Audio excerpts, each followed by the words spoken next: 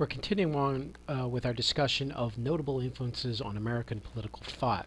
We've gone through a number of them, a number of philosophers and their philosophies, including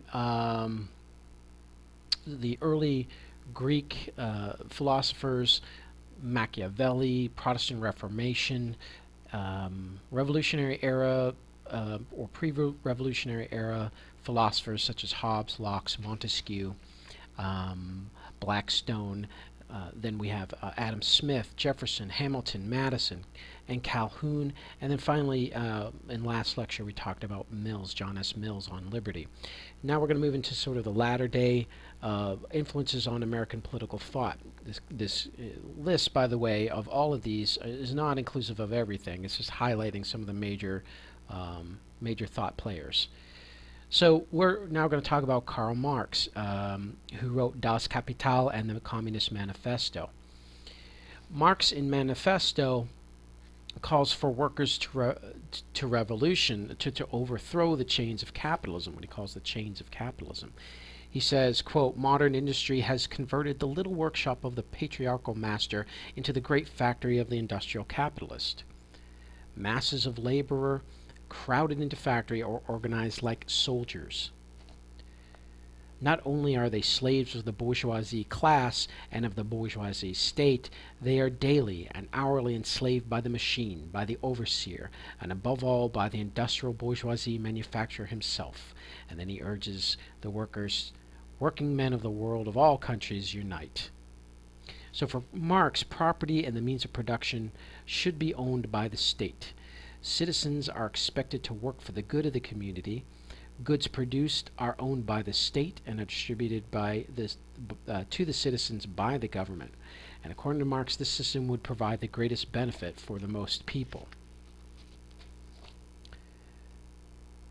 Another influence on American political thought is Mohandis Gandhi and his work on civil disobedience. He said, "Nonviolence in its dynamic condition means conscious suffering.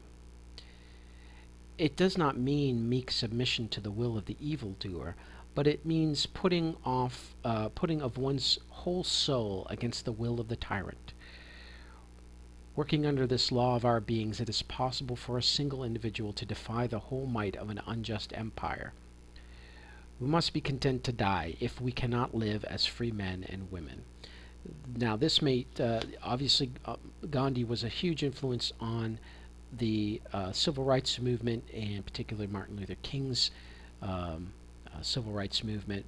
But more, he's also talking in a transcendental sense too about the obligation of the individual to fight against an unfair system, and that they should not be willing to live in an unfair system, that you should be willing to die as opposed to living under tyranny. And this philosophy is embodied in one of our state's mottos, "Live free or die," is this motto of the state of New Hampshire. So it might seem extreme that we want to die for our liberties, but of course not really when you think about it. So another influence was Hannah Arendt and the origins of totalitarianism and Eichmann in Jerusalem. In Origins, she traces the development of totalitarianism in Europe that culminates in the atrocities of Nazi Germany and Soviet Union.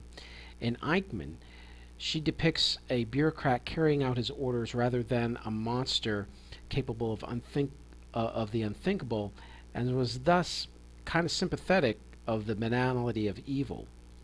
This view suggested that the acts carried out by the Nazi governments are not limited to the Third Reich, that everybody is capable of doing that. And it's sort of a making us watchful for the kind of regimes that might arise that would cause us to commit atrocities.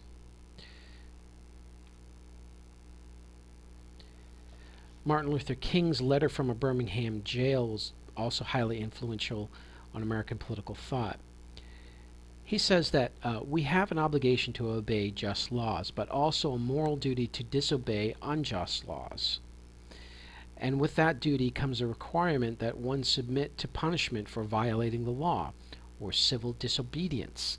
Um, so again, this is Gandhi's speaking as well, but also echoing Emerson and Thoreau and the Transcendentalists as well.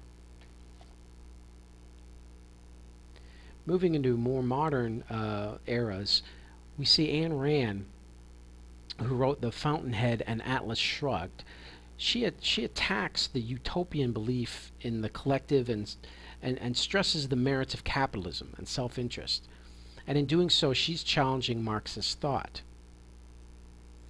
She says, quote, "Do not make the mistake of thinking that a worker is a slave and that he holds his job by his employer's permission.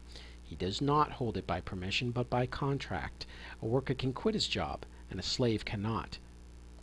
Intellectual freedom cannot exist without political freedom. Political freedom cannot exist without economic freedom. A free mind and a free market are corollaries. Every movement that seeks to enslave a country, every dictatorship or potential dictatorship, needs some minority group as a scapegoat which it can blame for the nation's troubles and use as a justification for its own demand for dictatorial powers. In Soviet Russia, the scapegoat was the bourgeoisie. In Nazi Germany, it was the Jewish people. And in America, it's the businessmen."